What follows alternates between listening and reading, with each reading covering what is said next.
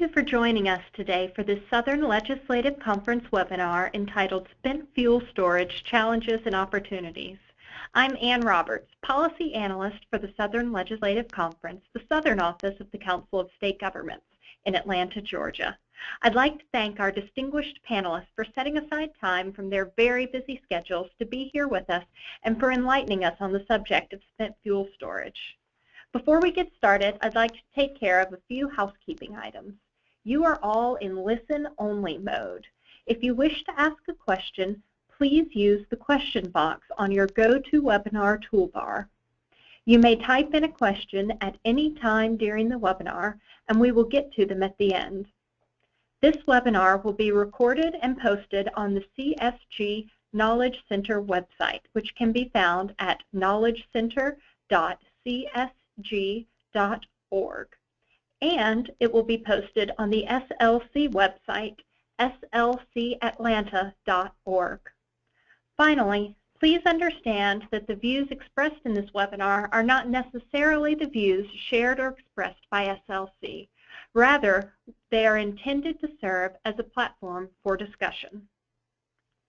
All used nuclear fuel produced by the United States nuclear energy industry in the last 50 years of operation would, if stacked end to end, only cover an area the size of a football field to a depth of about 7 yards. Spent fuel is a solid material that is stored safely and securely at nuclear power plant sites, either in enclosed, steel-lined concrete pools filled with water, or in steel reinforced concrete containers with steel inner canisters. The U.S. Nuclear Regulatory Commission determined that used fuel could be stored safely at power plant sites or central storage facilities for at least 120 years. However, this storage was never intended to be permanent. Although the Nuclear Waste Policy Act of 1982 established a national program for the safe, permanent disposal of highly radioactive wastes, there is currently no disposal site in the United States for spent rods from more than 100 operating commercial nuclear reactors across the country. In 2002, Congress approved a site at Nevada's Yucca Mountain. However, that project was stalled and defunded in 2010. As the nation moves to reduce carbon emissions, nuclear energy may become an increasingly important element in the stability of the U.S. power system, intensifying the need for a permanent solution to spent fuel storage. This webinar will review current storage practices and explore challenges and opportunities for a permanent storage solution for the nation's high-level radioactive spent fuel. We're fortunate today to have an excellent panel with us. Our first presenter is Craig Piercy. Mr. Piercy has more than 20 years of experience in public policy, both within government and as an advocate representing corporations, universities, and trade associations, and currently serves as the American Nuclear Society Washington representative.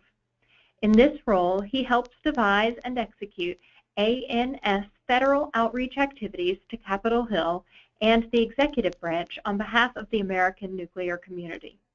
Mr. Piercy has been influential in developing and communicating positions on civilian nuclear trade issues for ANS. Our second presenter is Clay Channel. Mr. Channel is the manager of Fleet RX Services and Dry Cask Storage Program for Southern Nuclear Company. In this role, he is responsible for managing the dry storage program. His group project manages and performs vendor oversight for the cask construction and delivery to the sites. The group also provides technical oversight, project management, and execution for the dry cask used fuel loading outages for the 3 operating plants. Mr. Channel is responsible for establishing and maintaining governance, oversight, and resolution of emerging fleet and industry issues that challenge nuclear safety and successful execution of dry cask used fuel loading outages. Our third and final presenter is Betsy Madru. Ms. Medrew recently joined Waste Control Specialist after working for several years for the Texas Commission on Environmental Quality and in Texas State Senator Kel Seliger's office, focusing on environmental issues. Ms. Medrew coordinates all of Waste Control Specialist's governmental relations at both the state and national levels. And without further ado, let's get started. Mr. Piercy. Well, thank you very much for that introduction. Good afternoon, everyone. Again, my name is Craig Piercy, and I'm the Washington representative of the American Nuclear Society. My focus today is really going to talk a little bit about the broad technical challenges related to the nuclear fuel cycle, and then also talk to you a little bit about the politics and what's happening here in Washington today. I'm not going to get too down into the details because I think the other presenters have a really good grasp of the specifics, so I'm going to stay at a little bit of a higher level.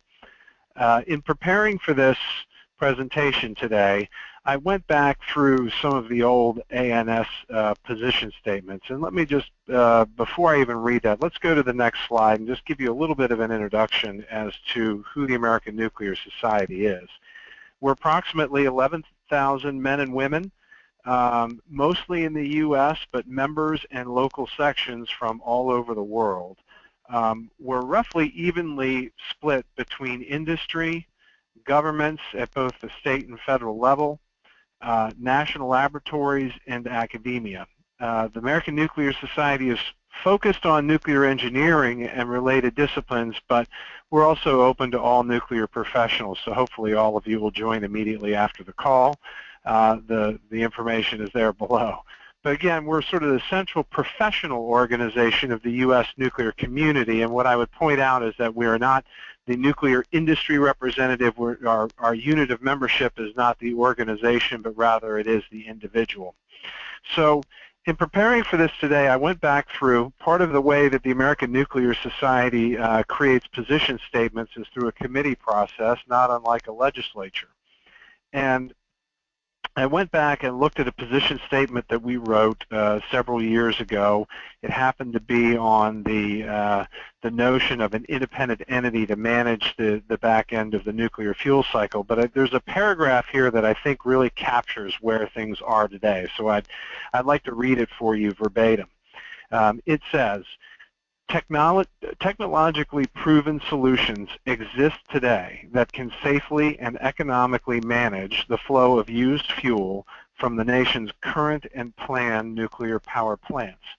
As such, the so-called, quote, nuclear waste problem the United States faces is not a result of inadequate technical capabilities.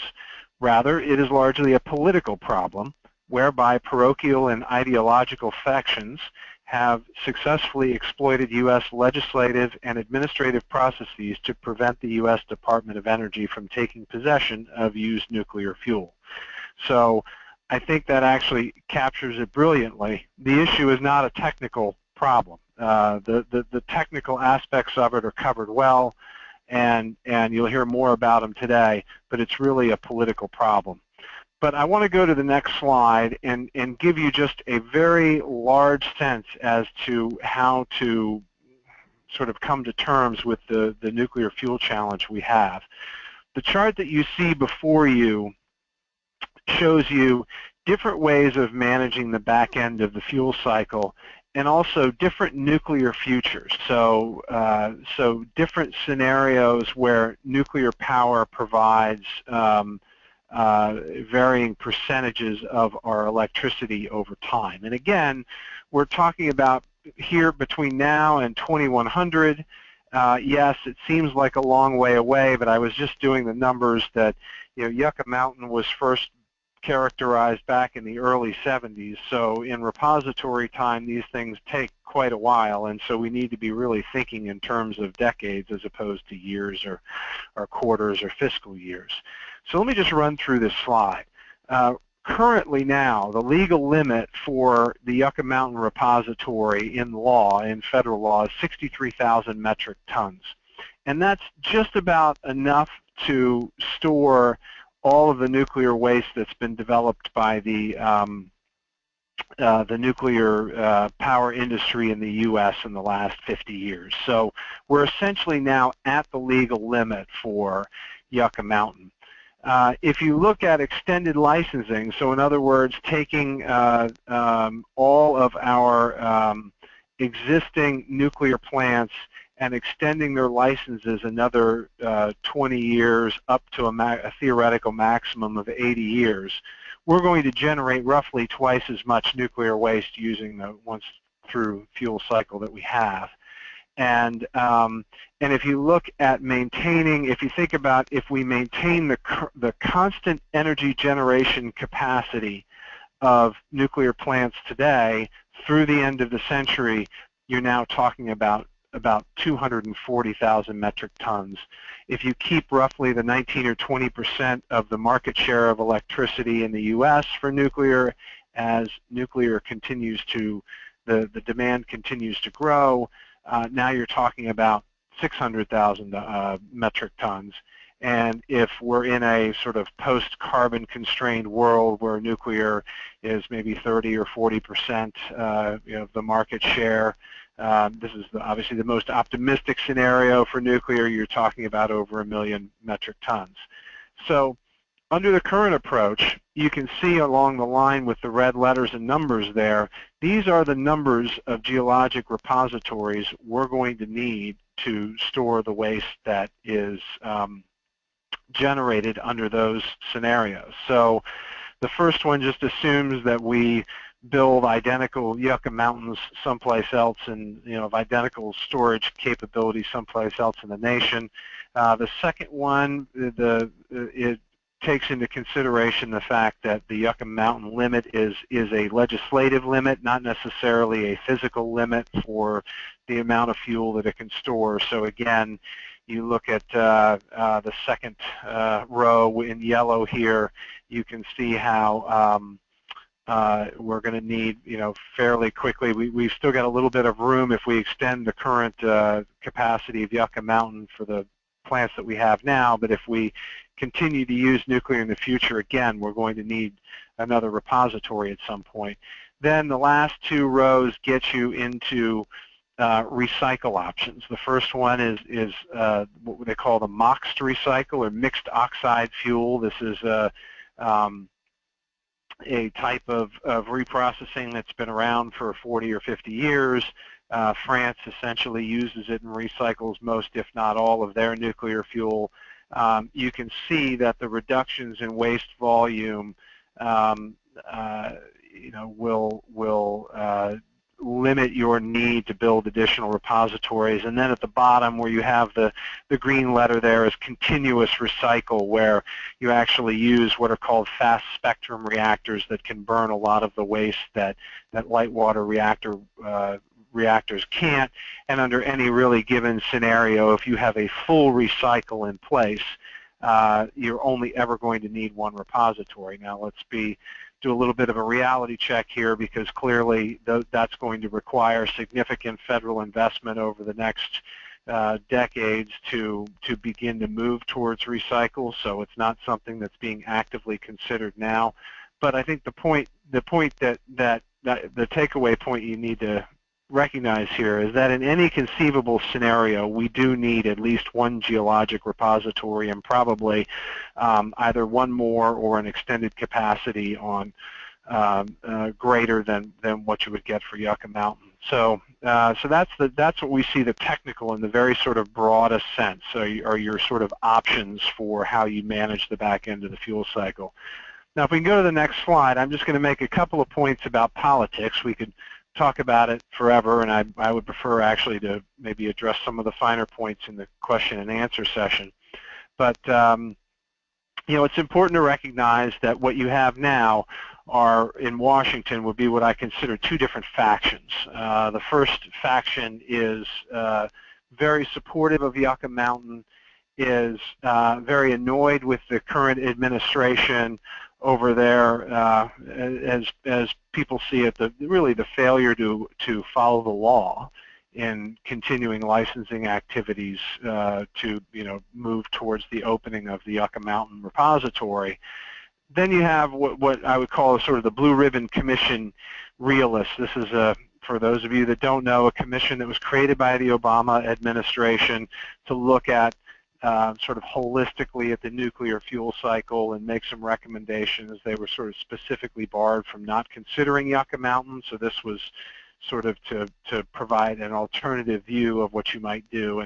And really they looked at, they focused on consent-based siting for a repository, but they also looked at interim storage, and interim storage clearly is going to be something that we'll need to certainly begin to think about. The administration is thinking about now.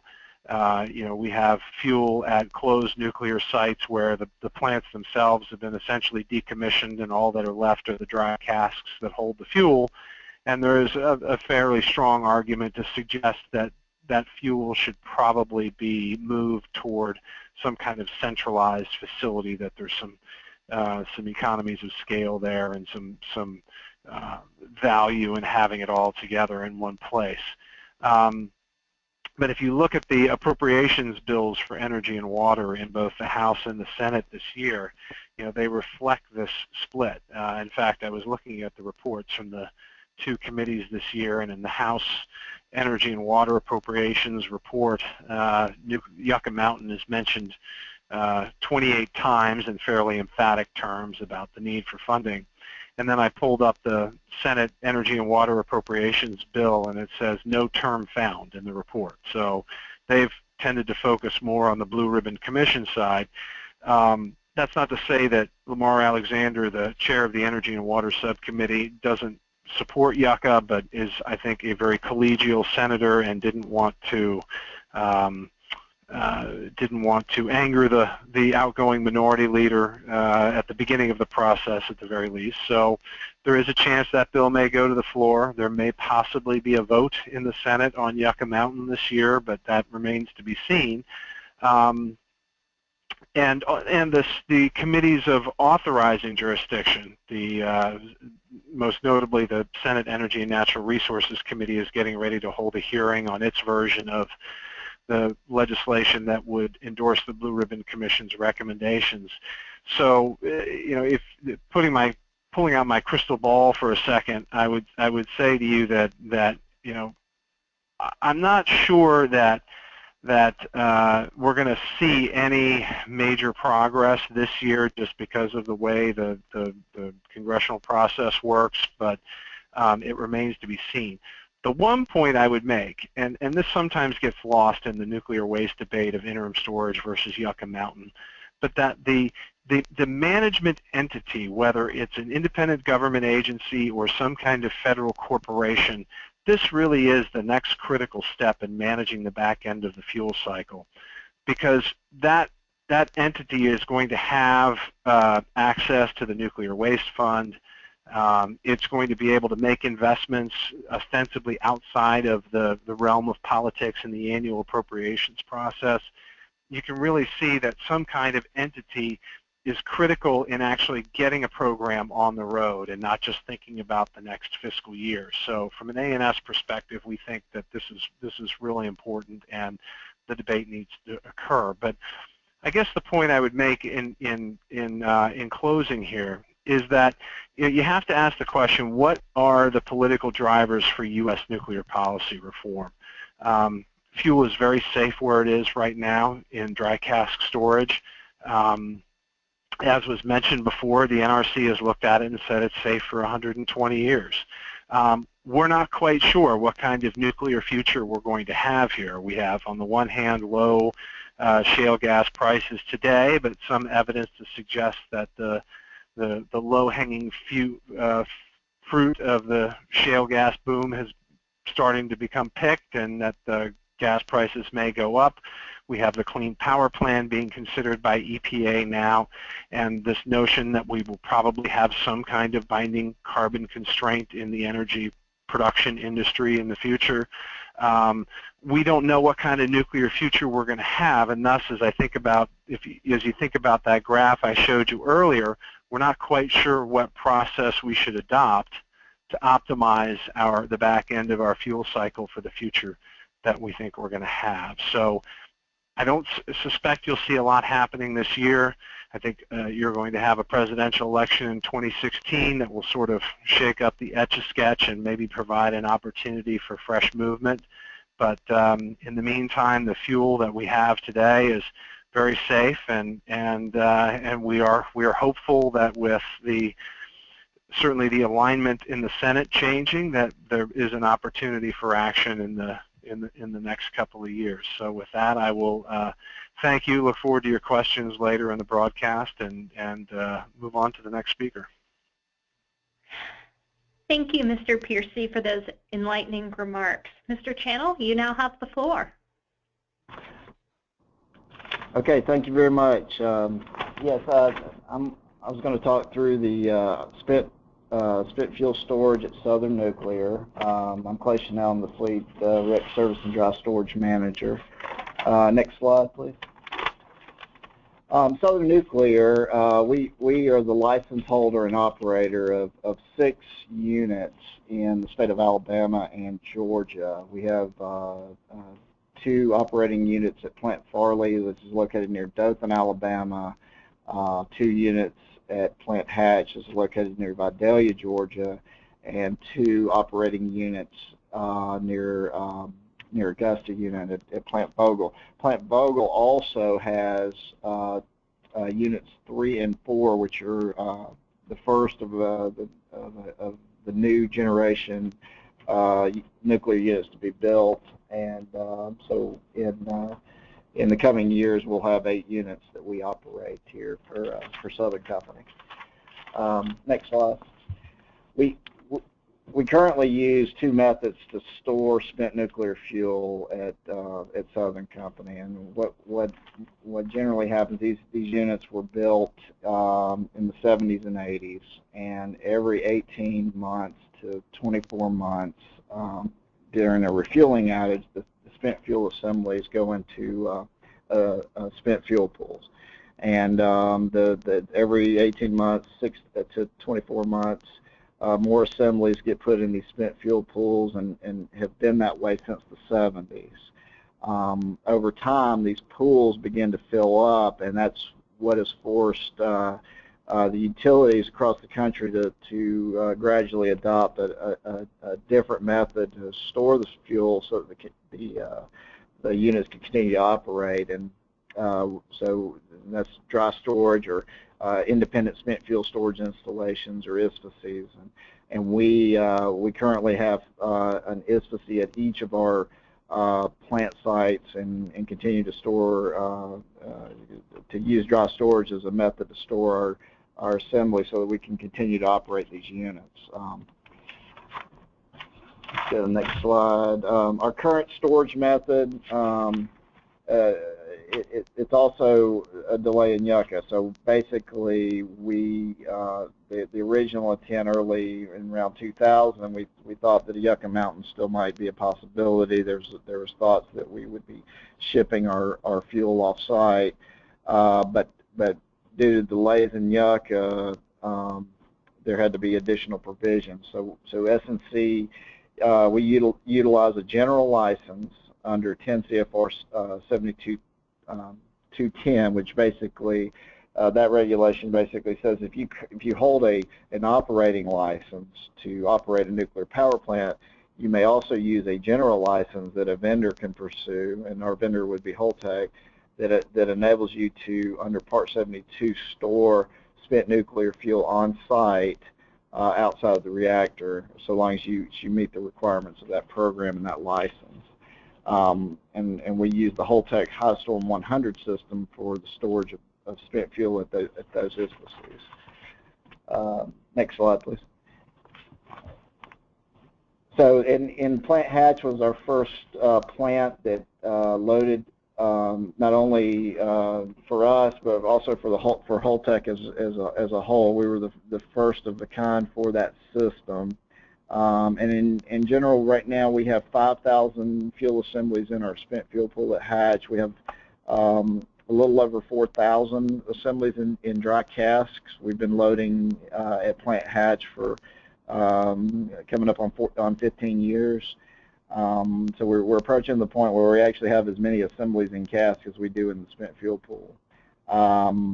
Farley, we have about 2,300 in the pools, a little over 900 in casks, and in Plant Vogel, we have 2,600 assemblies in the pool and 500 in casks. We started just a couple of years ago at Vogel for the first time. Again, it's a relationship of when the plant was built and when the pools were reaching capacity. Vogel was built in the 80s and have just run out of room here recently, so we've moved to dry cast there. And we would not be able to operate these units if we were unable to do dry cast, and again, that's because we don't have anywhere, there's no repository to ship to, and we have to continue to build pads and casks to keep these units operable. The fuel storage process, next slide. If we could, so this is just in general our process. Is kind of a basic schematic, but the MPC stands for a multi-purpose canister. It's a stainless steel canister. It's inserted into a temporary transfer canister called a high track with Holtec, and then those are basically placed down into our spent fuel pools. Fuel assemblies are loaded underwater into those pools. This high track and this multi-purpose canister are then pulled out of the pools. They're dried, they're welded, and then they're eventually moved outside where the multi-purpose canister would be transferred from the high track into a high storm system. Then the high storm would then be moved outside of the reactor building and would be moved out to our ISFSI pad, and that generally is our storage process. We may move anywhere between 10 and 20 casks. We may load a year for our fleet to keep our spent fuel pools at capacity and continue operation of our units. Next slide. So licensing activities. Some of the other challenges that are coming is that there is a renewal process, but these casks were originally licensed for a 20-year life period, and that's fairly consistent across the country regardless of the system. Again, our first license was issued in 2000. So in 2020, we would need to have a renewal process or an extension of that license. And so there's been a good bit of work across the industry with the NRC and with EPRI and NEI on what the right process and what the right research and whatnot is going to be required to extend the life of these licenses. And I bring this up just to point out that there's a good bit of work involved. The casks are safe.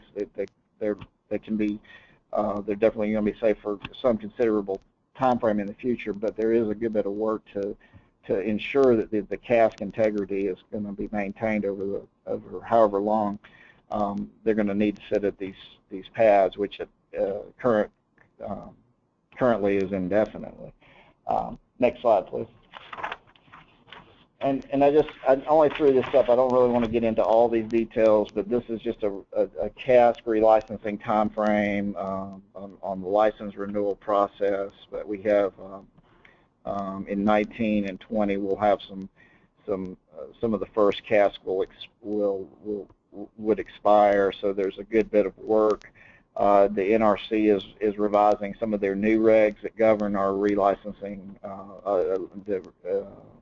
that govern cask relicensing, as well as Holtec preparing a license extension and us adopting and extending the license and developing maintenance programs that would extend our license from 20 years up to 60 years. And again, all that to be said, just to give you some idea of the specifics of the current challenges to continue to load casks, keep the units operable, as well as ongoing maintenance of these casks on site to ensure the health and safety of the public is maintained, and that we're able to continue to operate these units to provide safe and reliable power to our customers. And that's about all I had. And I'll say I look forward to taking questions at the end with the other panelists, and I appreciate the time today. Thank you, Mr. Shannell, for your excellent presentation. Ms. Madru, you now have the floor. Great, thank you. My name is Betsy Madru, the Vice President of Government Affairs for Waste Control Specialists. We are located here in Andrews, Texas, which is in far west Texas. Next slide, please. This is a map of our current facilities. We are a current low-level disposal site.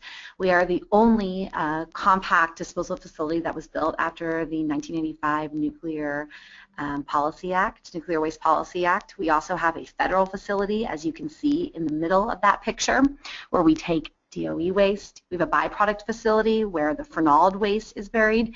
We have an LSA pad at the top of our property there that you see inside a 4-mile rail loop. That's an operational rail loop. We own 14,000 acres in West Texas and in New Mexico, but all of our permanent facilities are in Texas. The straight line, the vertical line on the left-hand side of that slide is the state line with New Mexico and Texas. So our closest city town is Eunice, New Mexico at 8 miles, and Andrews is about 30 miles to our east. Next slide, please. Just to show you a picture of previous standards, I think it's important when we talk about what WCS is proposing to do that we talk a little bit about our current operations and what we do here at our site already today.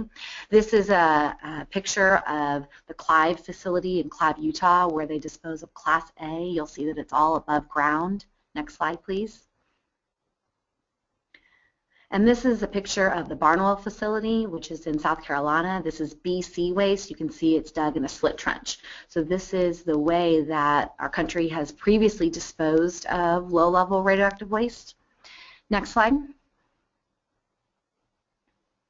And here you can see the way we do it here in Andrews. So at the top, you can see the actual break in the clay. You can see the white clay and then into the red bed. All of our waste is buried below ground. We're in an intermediate depth facility. Everything at the compact facility is buried inside containers. These are modular concrete canisters, 6 inches steel reinforced concrete that the waste is then put into, grouted with concrete, capped, and then this facility will also be packed, you can see, with sand, a foot of sand on each side, and there will be a concrete layer on top before it goes back to its natural terrain. So everything here at the facility is below ground. Next slide. Just another picture, a closer picture of what it looks like today. So we are obviously very busy. We've been in operation now for 3 years at the compact facility and 2 years with the DOE facility. Next slide. So earlier this year in February, WCS made an announcement that they are partnering with Areva, who has now partnered with NAC, and are going to be submitting an application for an ISFSI license from the Nuclear Regulatory Commission. We are actually today, we had our first public meeting at the NRC and are anticipating that we will submit a license application April of 2016. This is a photo. This is, if you take the photo I showed earlier in the slide, this one's a little bit on its side. You can see that phase 1 will be to the north side of the rail loop for our already existing facilities. And you'll note that this is about 20% of our current site. Next slide. So the project scope, the nitty-gritty, we are looking at about 40,000 MTUs in 40 years, so 8 separate phases of 5,000 MTUs in each phase. So as one of the previous panels talked about, there is about 75,000 MTUs that's currently out there. We know that the industry generates between 2,000 and 3,000 every year. So this obviously would be a facility to help with the solution, but not be the solution. Obviously, we know that a permanent repository is needed, so this is just consolidated interim storage. I think it's also important that we talk about that we're already doing things like this around the country. So this is just taking all of that used fuel and putting it in one place so that it could be more secure in one place. So we're looking for a 40-year license with 2 renewals. We've been very honest with the community here that when we talk about interim storage, we're not talking about a permanent place, but we are talking about 60 to 100 years. I would be remiss not to say that the city and the county of Andrews have been very supportive, both of our low-level operations currently and of this project. We have been in contact with them since the very beginning. We have moved forward only with their support. In January of this year, the County Commission passed a unanimous resolution that WCS could move forward with this, and so only then did we start working with the NRC and stakeholders to prepare our application. Next slide.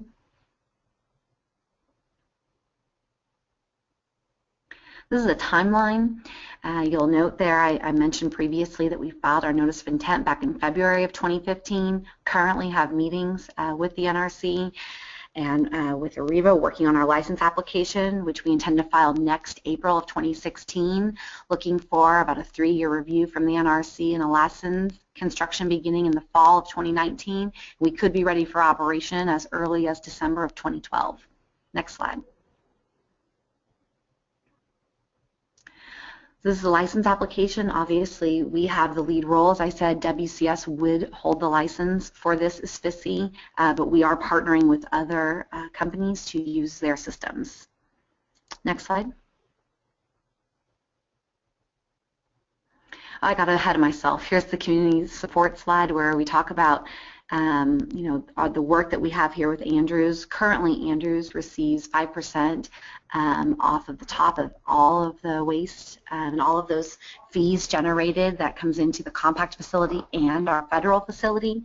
So we have been good partners with them. We believe it's our job to keep them in the loop and win their trust and support and continue to be transparent and be good stewards of this activity so that we can continue to operate in this community. And we intend to do the same thing as we move forward within this ISFSI.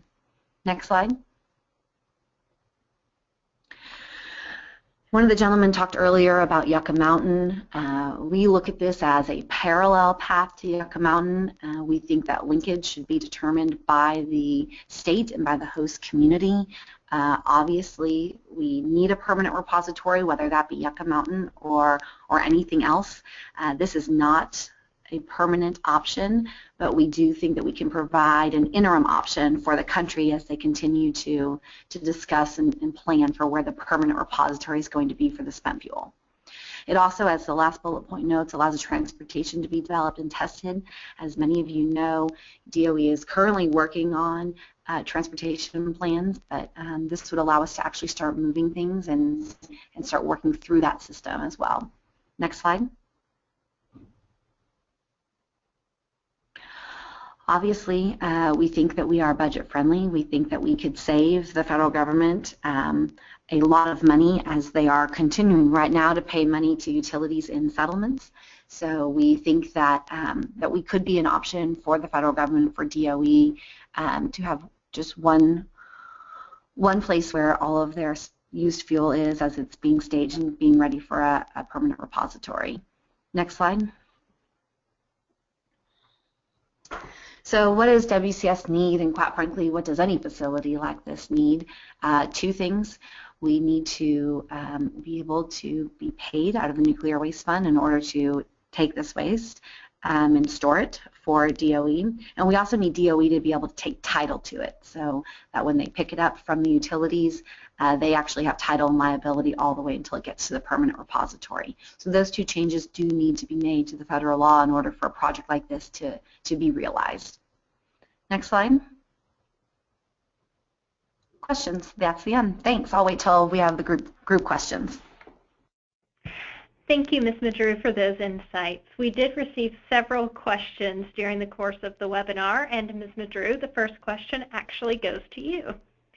It is clear that community support is an important component to reaching a political solution to create a permanent repository for spent fuel.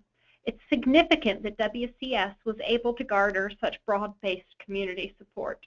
Could you talk a little bit more about how WCS achieved the support of the community and what lessons perhaps we could learn nationally?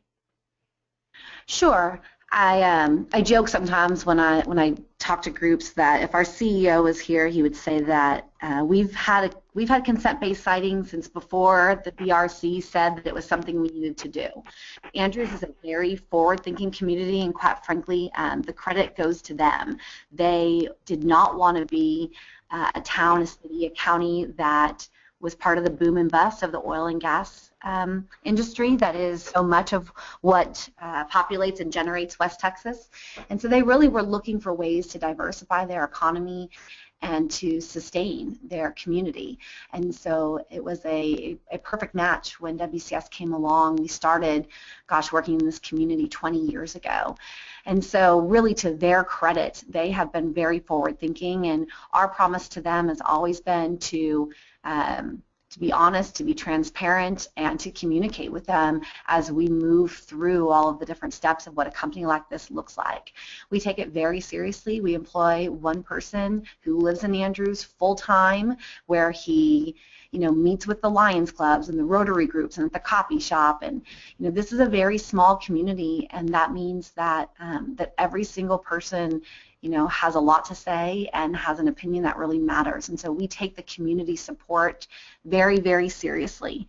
As I said earlier, Andrews does see a financial benefit to WCS being in this community as well, and so we would look for a similar model as we move forward. I joke that we had a public meeting back in December. We had over 400 people here, and we ran out of barbecue 3 times. That's how many people we had at the meeting. And really the questions were about transportation and about safety, but no one expressed concerns at that meeting. We had similar meetings in Eunice and continue to have those dialogues and that conversation with the community as we move forward. We anticipate that there will be NRC pre-application meetings in Texas and hopefully in this part of West Texas, so people can ask questions of the regulator and understand more about the process. But really, I think it's not one thing, it's all of those things together, and really taking it seriously and making a commitment as a company to do that. Thank you. Our next question goes to Mr. Schnell. Dry cask storage was never intended to be a permanent solution. As the southern region approaches an expansion in nuclear energy production with no permanent solution on the horizon, what are Southern Nuclear's long-term plans for spent fuel storage? Well, Southern Nuclear's plans, at least there's, I'll say, short-term, intermediate, and long-term. Of course, the short-term will be to continue to use our dry cask storage systems, continue to build ISFSIs, and continue to store fuel on site. Now, we would have the ability to, if no option becomes available, to continue to build these dry storage systems and ISFSI pads on site for any foreseeable life extension. 80, 100 years would be no problem.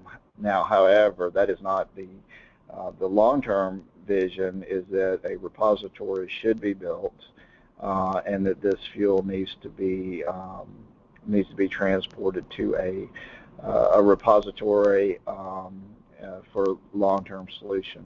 We also see that these there's a couple of interim storage sites that are gaining some momentum, and we at Southern Nuclear see that as a potential solution as well, but do not see that as the ultimate long-term only answer, but certainly support potential interim storage sites under the right conditions as ways to deal in the intermediate range with potential shipment of the fuel, but so long as a permanent repository is also part of that equation. Thank you. Our next question goes to Mr. Piercy. Mr. Piercy, given the complex politics surrounding the issue, what do you see as the best path forward to a permanent solution? Well, as I suggested earlier in my talk, I think that really a key first step is to create a new management entity for the back end of the fuel cycle that would have responsibility over the nuclear waste fund, that would be able to, it would have a board or a leadership that would include stakeholders in the utility industry, as well as government, both federal and state, and that you basically begin to move this process outside of politics. I think there are several very successful examples in other countries where a non-government or quasi-government entity has had much more success in actually putting something together. I mean, look, in any scenario, you're going to need a geologic repository, and so you have the work that's currently stalled on Yucca Mountain, but that's not to say that that work could be taken up again in the next couple of years.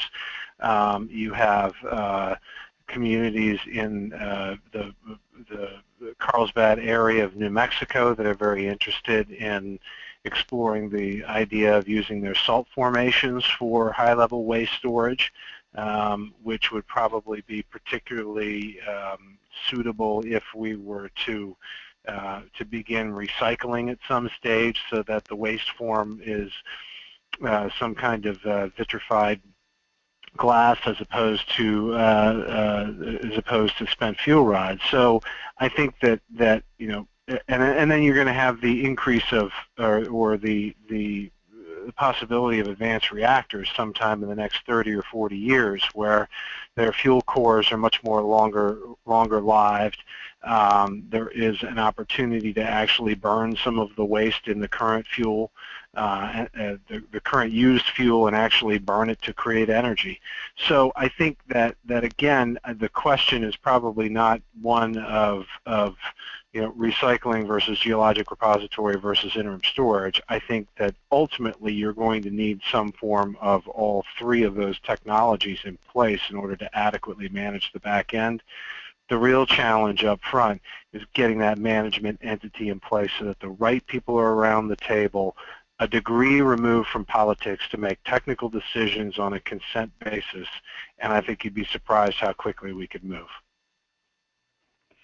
Thank you. Mr. Piercy, our next question is also for you, and you've alluded to the answer already. One of your figures showed that the nation could need as many as 21 geological repositories, but more likely at least 2. Are there prospects for geological repositories beyond Yucca Mountain currently being explored? So yes, I did allude to it. Certainly, the area in New Mexico is one possibility. There were 4 sites originally considered as part of the Nuclear Waste Policy Act. I don't believe any of those are under active consideration now. There are some studies to suggest that the Yucca Mountain repository could hold, a couple, 200 to 300,000 metric tons potentially, the sort of the geological limit, and perhaps even more. But I think at some point, we're going to be, repository space is expensive. If you look at how much it's cost to develop Yucca Mountain so far, and the fact is we're not even into the true construction phase yet, the per unit cost is going to be exceedingly high, and utilities are still on the hook to pay full cost recovery for what's developed. So you can see a scenario under a management entity where there is some kind of pricing or credit scheme where utilities could actually choose to recycle some of their fuel and actually make better or more efficient use of the repository space we have. So again, lots of options. Not sure that any other place other than Nevada or other than New Mexico has been discussed in any great detail, but a lot of options to manage the volume. Thank you. We're starting to run out of time and want to wrap up this webinar. If there are any unanswered questions, please forward those questions to me, and I will work to get you a response from the presenters. I want to thank our speakers today for their contributions and my CSG colleague, Carrie Abner, for her help with all the technical aspects of this webinar. Thanks to all of you in the audience for spending an hour of your afternoon with us. I hope you found this webinar useful and informative. If there is anything more that CSG or SLC can do for you in your work, please don't hesitate to contact us. Thanks again, and have a wonderful afternoon.